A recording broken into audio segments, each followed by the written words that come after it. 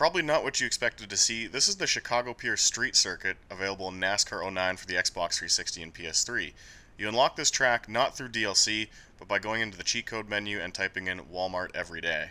As you go back through the EA NASCAR games, it's kind of interesting that Chicago frequently got used as a fantasy track setting. So you start to wonder if EA was privy to some internal NASCAR discussions and that Chicago was on the drawing board a lot longer than a lot of people originally thought.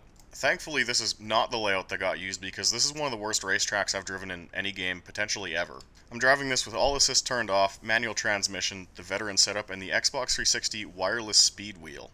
Yeah, the motion control steering wheel for the 360 is actually really good. So this is potentially the fastest lap of this place ever turned on YouTube and potentially the world record. I'm going to show you in 40 seconds why this track is just awful. So coming off the final banked corner complex, you get motoring pretty good down the front straightaway. I think you just barely touch 180 into the braking zone. But if you cook the brakes even a little bit going into one, which is easy to do in this game, there's no runoff, so you just immediately smash into a concrete wall right off the car.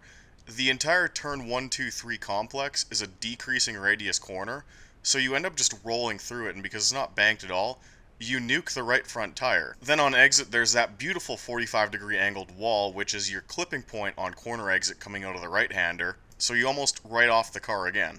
The 4-5 complex is the narrowest part of the track that's maybe 3 car widths wide, and it increases in banking through the corner, so you just end up nuking the right front even more.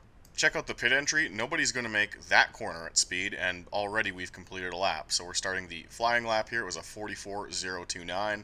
Deep into the braking zone, trying to clip the left side curbing just a bit, and then letting the car roll out and coast out to the outside wall, and then basically turning in at the last moment possible, which there's not a lot of reference points to do that, so it's kind of a game of trial and error. I was short shifting into 3 through the kink because otherwise the car would yaw out when I got on the gas and smash the rear quarter panel on that 45-degree wall, which was not fun.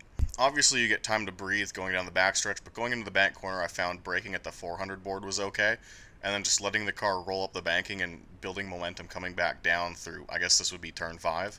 Again, this lap ended up being I think a 44.029, which is the fastest time I've seen on YouTube so far. This track is not worth booting up NASCAR '09 for, even for the memes, and it's more than just the track layout that's an issue, and the AI line, because that's also an issue.